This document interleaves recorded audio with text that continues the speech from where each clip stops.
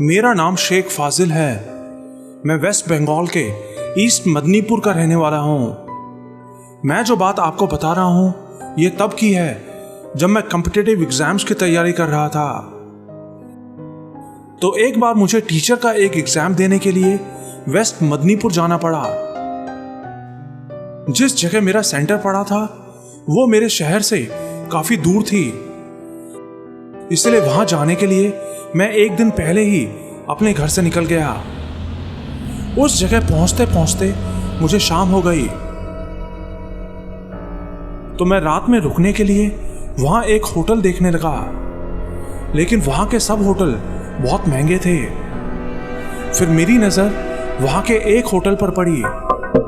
वो hotel waste Midnapore के चौंद्रकोना नाम की एक जगह पर था और होटल का नाम था द हैप्पी होम्स। होटल में गया तो पता चला कि उस होटल का किराया बहुत कम था। मैंने वहीं रुकने का फैसला कर लिया। वो होटल वैसे तो ठीक था, लेकिन बहुत ही पुराना सा लग रहा था, जैसे कि वहां ज्यादा गेस्ट ना आते हों। रिसेप्शनिस्ट ने बताया कि मेरे रूम का बाथरूम बाहर की तरफ है और बाथरूम करने के लिए मुझे अपने रूम से बाहर जाना होगा। मुझे थोड़ा अजीब लगा, लेकिन मैं तैयार हो गया। आखिर सिर्फ एक ही रात की तो बात थी। फिर जब मैं अपने रूम में जाने लगा तो देखा कि मेरे रूम के बगल में एक और रूम था। उसका दरवाजा खुला था और अंदर से लाइट आ रही थी। मैं उस रूम के पास गया तो देखा कि अंदर एक लड़का बैठा था। मुझे देख के वो भी मुझसे बात करने लगा। उसने अपना नाम बाबूलाल बताया।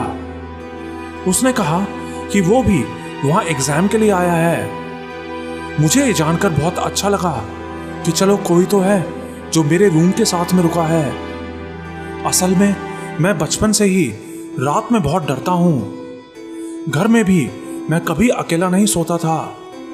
तो मैंने बाबूलाल से कहा कि बाबूलाल, अगर तुम रात में बाथरूम के लिए जाओ तो मुझे भी बता देना, मैं भी तुम्हारे साथ चल पड़ूंगा।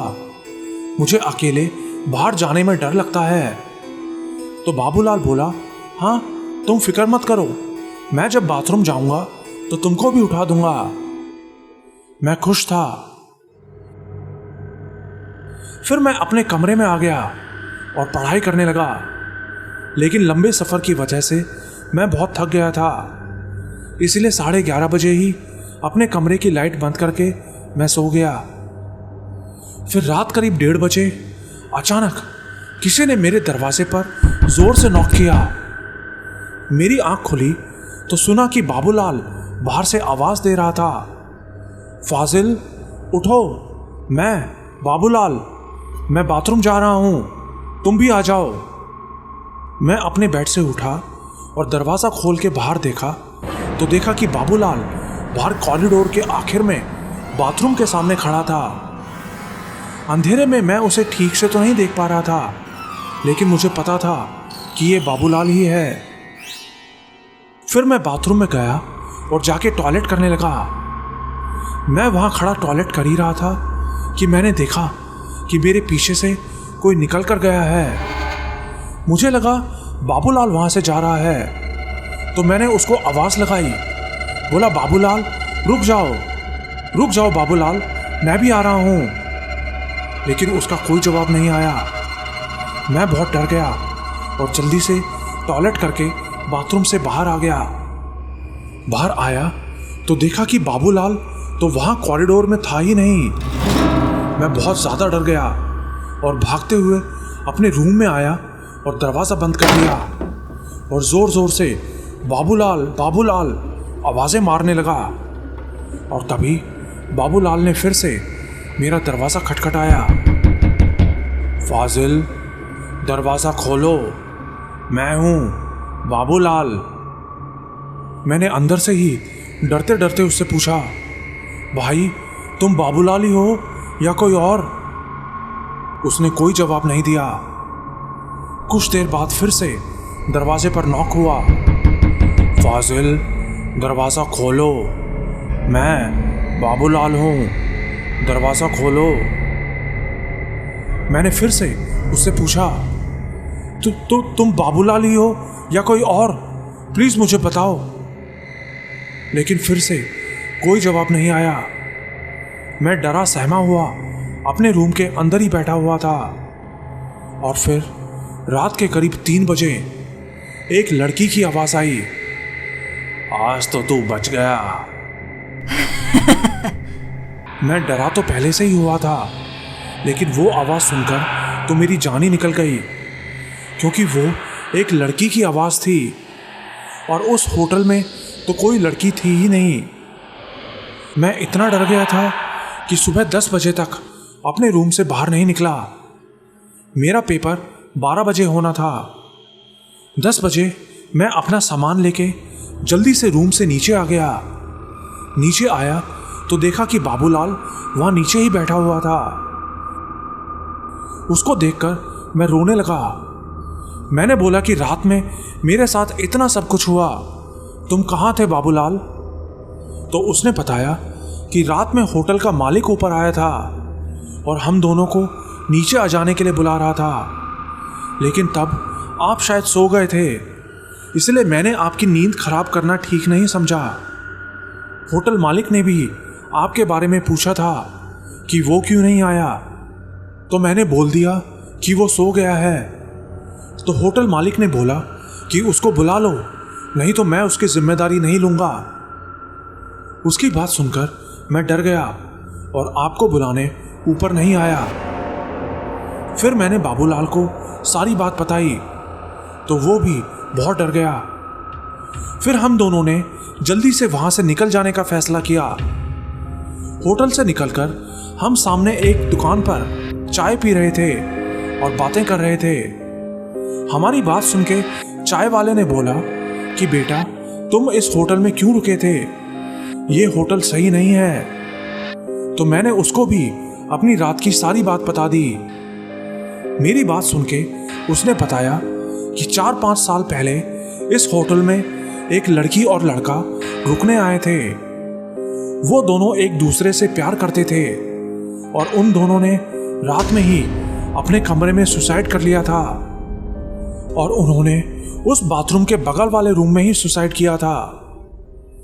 उस दिन के बाद से कोई भी इस होटल में रात में नहीं रुक पाता। रात में ही उन्हें यहां से भागना पड़ता है।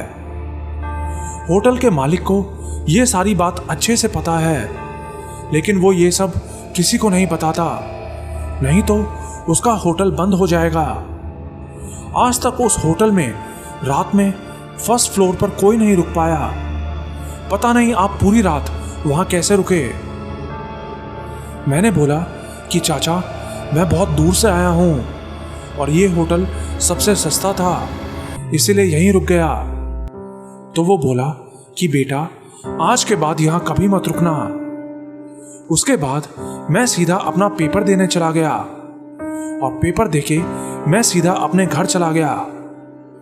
घर जाकर यह बात मैंने अपने मम्मी पापा को बताई तो वो भी बहुत परेशान हो गए। अगले ही दिन पापा मुझे एक बाबा के पास लेकर गए, मुझे झाड़ फूंक करवाने के लिए। तो बाबा ने बताया कि आपके बेटे का नसीब बहुत अच्छा है, इसीलिए ये बच गया, क्योंकि इसकी दादी जो कि मर चुकी है वो हर वक्त इसके साथ रहती है। इसकी दादी की वजह से ही इसकी जान बच सकी। उन्होंने इसकी जान बचाने के लिए बहुत कोशिश की, नहीं तो वो दोनों इसके रूम के अंदर आसानी से आ सकते थे, लेकिन सिर्फ इसकी दादी ने ही इसको बचा लिया, क्योंकि वो उनका रास्ता रोक के खड़ी थी। इसीलिए वो बाथरूम में भी इसको नहीं पकड़ सके। तो पापा ने बताया कि हाँ, इसकी दादी इसको बहुत प्यार करती थी। बाबा की बात बिल्कुल सही थी, क्योंकि अपनी दादी को मैं खुद बहुत बार अपनी आंखों से देख चुका हूं और अक्सर बरसात के दिनों में हमारे घर के बाहर एक परछाई खड़ी रहती है। उसका चेहरा तो मैंने कभी नहीं देखा, लेकिन वो परछाई अच्छे से दिखाई देती है।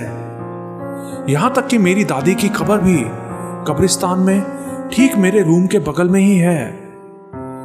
ये कहानी जो मैंने आप लोगों को बताई है, इसका एक एक वर्ड बिल्कुल सच है।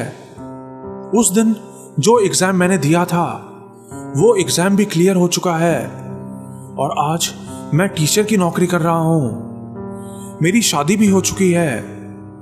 मेरी वाइफ भी पहले मेरी बात को नहीं मानती थी, लेकिन एक दिन मैंने उसको भी अपनी दादी को दिखाया था और तब से वो भी ये बात मानने लगी।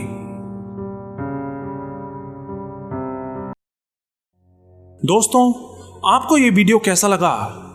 अगर पसंद आया हो तो वीडियो को लाइक और शेयर जरूर करें। ऐसी और भी बहुत सारी मजेदार डरावनी कहानियां सुनने के लिए जल्दी से मेरे चैनल को सब्सक्राइब कर लीजिए। अब से मैं हर हफ्ते आपके लिए एक नया वीडियो लेकर आऊंगा। साथ ही आप मेरे फैंटेसी कॉमिक्स चैनल को भी सब्सक्राइब कर सकते हैं। तो बहुत जल्द आऊंगा एक और मजेदार हॉरर स्टोरी के साथ। अभी के लिए गुड बाय।